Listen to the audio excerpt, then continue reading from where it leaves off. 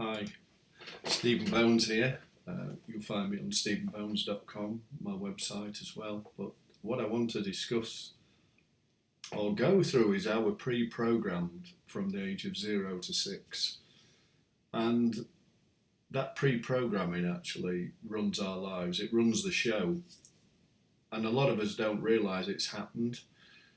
It's usually because our mother, father, grandparents, maybe nursery teacher, or even a leader in any religious group that we attended.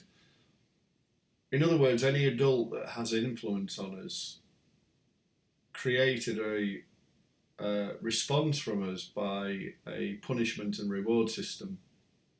For instance, parents, carers, or loved ones would say to us that we are either a good boy or a good girl, or a bad boy or a good girl.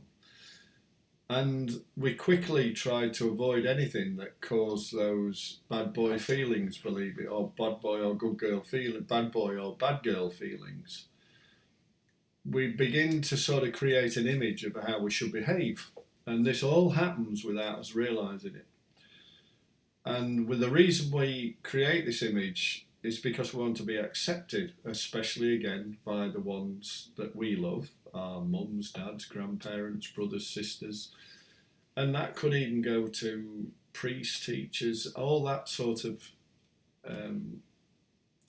people in our lives that we actually love and respect. And we begin trying really hard to be good enough for them. And we can create an image of perfection. And that image is not real, because from this perspective, we'll never be perfect. This is the reality we begin to start to create at that sort of age.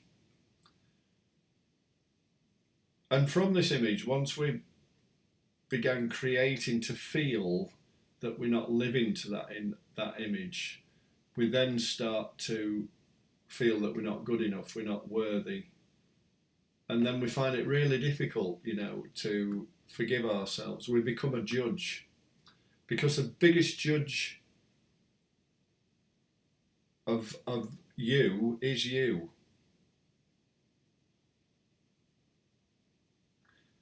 Because we're not actually what we feel we're supposed to be, if you think about it. Deep down, we're supposed to feel, we actually feel we're meant to be somebody else, that calling, that what is our purpose, what am I here for? And it can cause frustration, because in reality, it's been false and dishonest to our inner self. We try to hide and pretend to be someone who we're not, and that becomes a social mask later on in life. And we tend to hide behind it.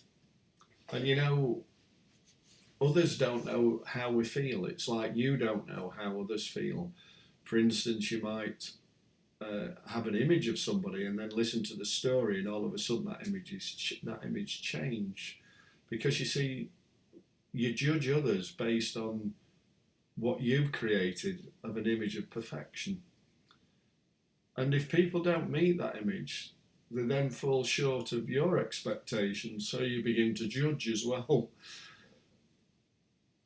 We also tend to say things and do things to please others, to fit in. And we even lie. If you think about it, we even lie and agree with people just to be socially accepted.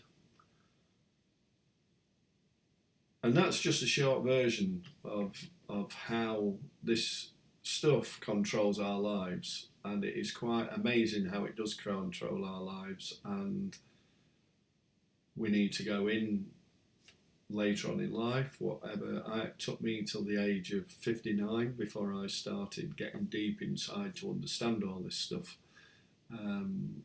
So it's amazing once you get in what we learn. And don't let any of this frighten you, by the way.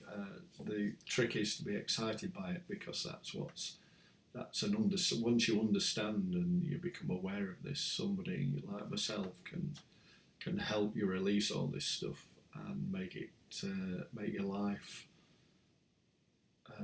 more enjoyable and fulfilled, because you see these images, this image of perfection we've created can lead and does lead to the bulk of us not being worthy, not being good enough, and not even loving ourselves in many, many different forms. So thanks very much for listening. My name's Stephen Bones of stephenbones.com, and we'll speak soon. Bye for now.